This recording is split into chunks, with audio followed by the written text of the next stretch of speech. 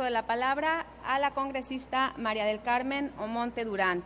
Con una amplia trayectoria dentro de la vida política de su país, ha tenido múltiples responsabilidades dentro del ámbito del Poder Legislativo. Ministra de la Mujer y Poblaciones Vulnerables.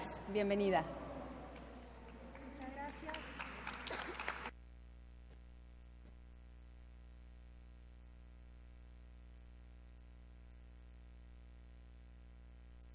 Ahora sí. Bueno, muchas gracias.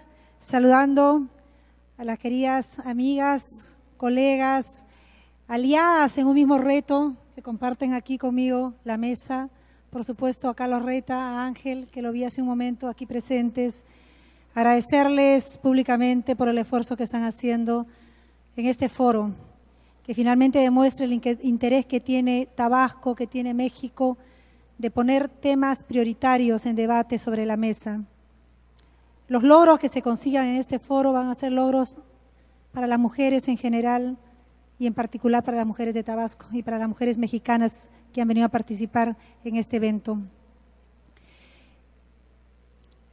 Mañana vamos a tratar ya un tema puntual sobre liderazgo y participación, empoderamiento de la mujer, y allí voy a comentarles otras cosas que también son valiosas. Pero hoy el tema es puntual y es un tema valiosísimo y fundamental: familia segura. Y me alegra mucho tener la oportunidad de hablar sobre este tema, porque me va a permitir compartir experiencias, porque no es más que eso, compartir experiencias, compartir luchas, compartir horizontes con ustedes, que coinciden plenamente con los diversos pasos que he estado dando en la vida pública, en la actividad pública. Soy secretaria nacional de política de mi partido, que fue un partido de gobierno entre el 2001 y el 2006. Entré al Congreso el 2011, fui vocera de mi bancada, y para aquellos que hemos estado en parlamentos, en legislativos, sabemos lo que implica, el reto que implica el ser el vocero, el ser el presidente de una bancada. Asumí ese reto y fui la única mujer que lo he asumido hasta el momento, y realmente te permite abrir un espacio valiosísimo. La posibilidad, y ahí creo que va a radicar la mayor parte de mi exposición, es sin embargo esta posibilidad que tuve de servir a mi país a través del Ministerio de la Mujer y Poblaciones Vulnerables. Perú es uno de los pocos países que tiene Ministerio de la Mujer, pero adicionalmente al espacio de mujer, el nombre completo, y dice todo lo que abarcamos, las rectorías que tenemos, es poblaciones vulnerables. ¿Qué implica? Dentro del área de mujer buscamos presencia, liderazgos, empoderamiento de la mujer. Tenemos un programa valiosísimo, quizás uno de los mejores programas que tenemos en el país, que es el Programa Nacional contra la Violencia Familiar y Sexual, que es un servicio con un presupuesto determinado. Generamos todas las políticas vinculadas a la transversalización de género, a la igualdad de oportunidades. Y en el otro espacio, que es fundamental, y como peruana me lleno de orgullo de que estemos integrando esos dos espacios dentro de un solo ministerio, ya es el Viceministerio de Poblaciones Vulnerables, en el que tenemos las rectorías de niñez, en la que también hay políticas y prestación de servicios, políticas y dirección de familia, de personas con discapacidad, de adultos mayores, de población en la que se incluyen las comunidades nativas. En Perú tenemos una gran presencia de comunidades nativas y con todos los retos que implican en sus propias lenguas, en el propio respeto a su cultura, en la dispersión poblacional de nuestras comunidades nativas. Tenemos un programa valioso que es el INAVIF, el Instituto Nacional de Bienestar Familiar, que dentro de sus principales responsabilidades se encuentra la implementación de albergues. Dentro de nuestra gestión ampliamos y especializamos la función de estos albergues. Un pequeño ejemplo: antiguamente se albergaban a niños y se les diferenciaba solamente a niños en estado de abandono, ya institucionalizados, y se les separaba por sexo y por edad. Actualmente diferenciamos por hermanos, a niños rescatados del BRAEM, que es un tema que después vamos a comentar esta zona de narcoterrorismo, a niños que vienen ya con violencia, víctimas de violencia familiar, de violencia sexual, adolescentes embarazadas, producto de violencia sexual. Y esta especialización ha sido fundamental. Esta capacidad y esta posibilidad de abarcar problemas dentro de toda una integralidad ha permitido que avancemos. Por supuesto que el reto es enorme, el horizonte aún es lejano, de lograr esa sociedad justa, esa sociedad en que la familia sea realmente apoyada, impulsada en todas sus aspiraciones, pero sobre todo en esta lucha contra la violencia hacia la mujer, hacia los niños. Es a un horizonte lejano, pero hemos tenido grandes avances. ¿Y por qué el tema de violencia lo traigo aquí sobre la mesa? Porque estamos tratando de la familia. Y dentro de este programa que tenemos en Perú, del Programa Nacional contra la Violencia Familiar y Sexual, la víctima de la violencia es la familia. Por supuesto, las estadísticas son claras, fueron mencionadas en la mañana. La principal víctima de violencia es la mujer. Pero la mujer forma parte de esa familia. Los niños forman parte de esa familia. Tenemos alrededor de un 15% de víctimas varones, también de violencia psicológica, de violencia física. ¿Y qué es lo que estamos haciendo como servicios? Tenemos un servicio que esperemos pueda ser implementado en otras regiones, quizás no a nivel ministerial. He escuchado atenta lo que decía María Lilia del esfuerzo que está haciendo aquí la DIF en Tabasco y es valiosísimo. Y podemos compartir esas experiencias. Nosotros tenemos, y es el segundo programa con mayor presupuesto en el ministerio, los centros de emergencia mujer. En diciembre del año pasado, el BID me entregó en Washington un informe hecho por ellos, no a pedido nuestro, en el que se mostraba claramente el efecto positivo de la creación, de la implementación de un centro de emergencia mujer en un ámbito geográfico en Perú. Inmediatamente tiene un efecto disuasivo contra la violencia. Por supuesto, el efecto es posterior y mucho más completo, pero el solo hecho que se implemente un centro de emergencia mujer es disuasivo en niveles de violencia.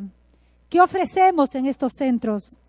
Atención gratuita, legal, psicológica, social a todas las víctimas, mujeres, varones y niños. Articulamos, que es imprescindible, con el Ministerio del Interior, con la policía, con la fiscalía, con los jueces, con los medios de comunicación, que hay que saber atraerlos. Sin el compromiso de los medios de comunicación, no podemos sensibilizar a la sociedad como queremos hacerlo. Por eso son aliados imprescindibles en esta modificación que tenemos que tener hacia nuestros patrones culturales. La sociedad de América Latina, nuestro país en el caso de Perú, es una sociedad que lamentablemente por décadas ha validado la violencia. Y el romper ese patrón pues cuesta mucho. Y allí son aliados los medios de comunicación, todos los actores y, cómo no, la sociedad en su conjunto, la mujer en particular.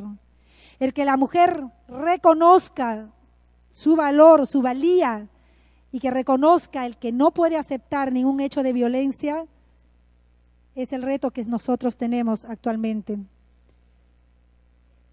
Tenemos también dentro de los servicios del programa contra la violencia, los CAI. Probablemente sea un servicio que se ofrezca ya y si no, ojalá que lo puedan ofrecer. ¿En qué consisten? Son centros que nosotros establecemos en coordinación, en alianza con los gobiernos locales para poder brindar terapia socioeducativa a los varones agresores, gratuita. Nos llegan a nosotros a través de mandato judicial y nosotros trabajamos con ellos. No son terapias rápidas, son terapias de 8 meses, de 1 año, pero logramos resultados positivos para aquellos varones. Por supuesto que no todos van a llegar a ese nivel, pero aquellos varones que quieren conservar a la novia, que quieren conservar a la esposa, que quieren conservar a los hijos, que quieren seguir viviendo en familia, Estas terapias son positivas, es un programa novísimo de hace muy poco tiempo en el gobierno y que estamos ejecutándola con buenos y magníficos resultados. Mencionaba María Lilia también el compromiso de la comunidad. Nosotros dentro del programa tenemos el servicio de voluntariado a nivel nacional. Tenemos alrededor de 11,000 mujeres voluntarias, líderes de sus comunidades nativas, líderes sociales,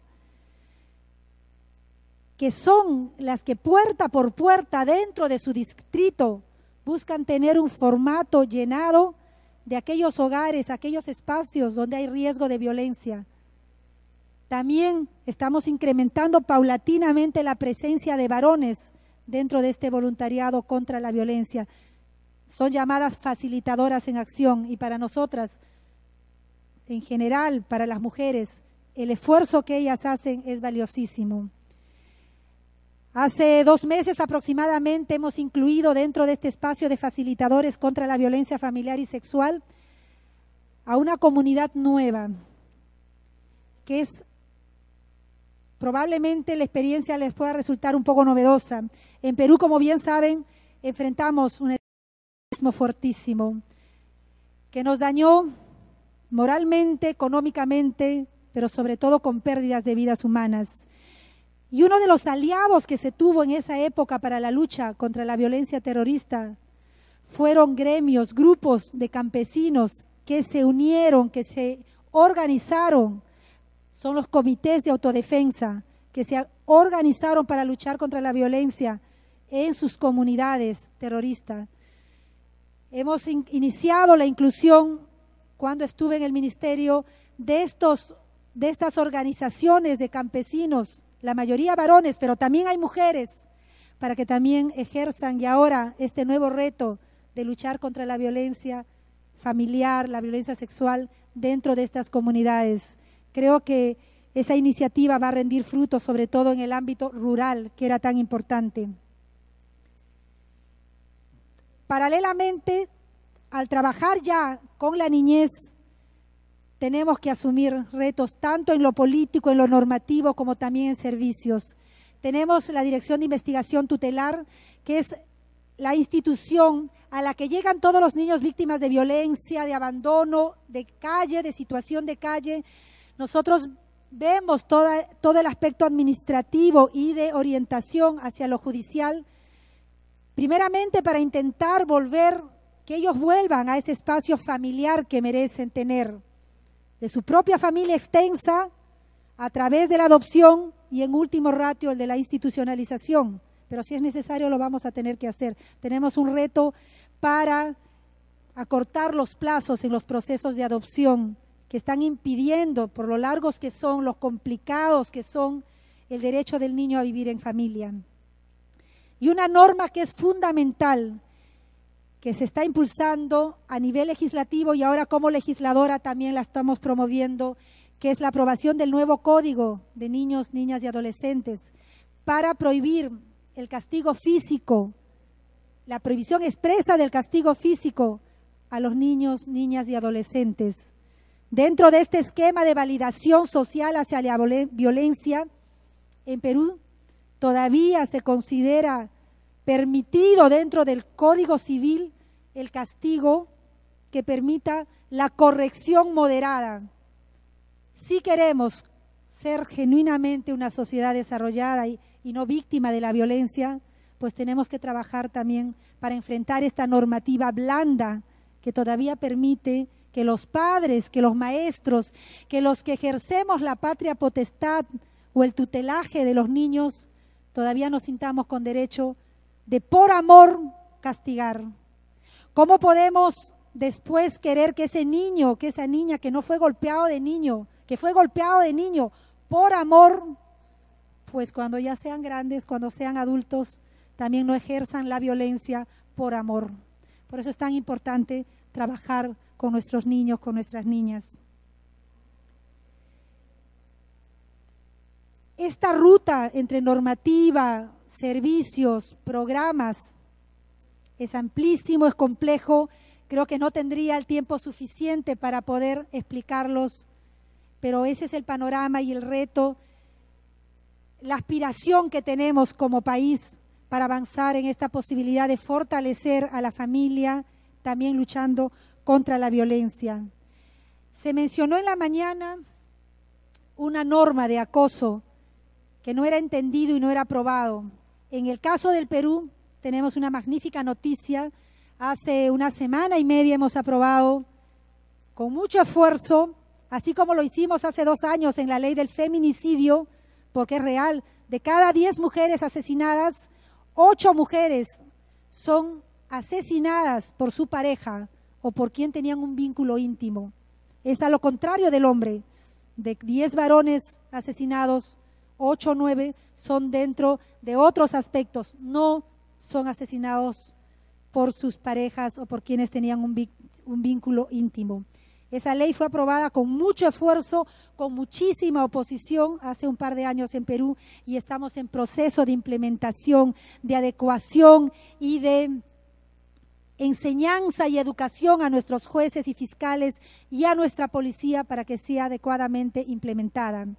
Pero esta norma que ha sido aprobada hace semana y media puso en tapete un tema controversial, era el del acoso sexual callejero. Por supuesto que hasta ahora se nos critica y se nos dice, difícil de implementar, ¿cómo es que ustedes van a lograr meter a la cárcel? Porque ahora está dentro del espacio penal aquellos acosadores sexuales callejeros. Personalmente considero que aún así sea difícil su implementación, poco a poco vamos a ir logrando que para la mujer, en primer lugar, y después para la sociedad en su conjunto, el acoso sexual sea tomado como un hecho de violencia, un hecho punible. Y ese es un gran avance, más allá de cuán práctica va a ser la posibilidad de su implementación. Tengo 3 minutos solamente para concluir. Fortalecer a nuestras familias, luchar contra la violencia, requiere trabajar en atención oportuna, es fundamental. Tener rutas de atención, gobiernos locales, ministerios, instituciones, sociedad civil, medios de comunicación. Pero también tenemos que trabajar, aparte de esta atención oportuna, en prevención. Nosotros hemos dejado trabajando equipos del Ministerio de la Mujer, del programa, tanto de familia como contra la violencia, con el Ministerio de Educación, para introducir dentro de la currícula escolar. Nosotros tenemos 11 años a nuestros niños cautivos en las escuelas. Tenemos que meter dentro de la currícula escolar espacios para luchar contra la violencia y, por supuesto, para fortalecer a nuestras familias. Tenemos que trabajar en salud mental. No sé cuánto es el presupuesto en México, en Tabasco, para el soporte, el fortalecimiento de la salud mental. Es fundamental en estas sociedades en las que valoramos la violencia, en las que tenemos tantos retos. Y por supuesto ya en el ámbito judicial, que es importantísimo como aliado, y en el ámbito policial. Muchas gracias y habrá espacio para seguir comentando.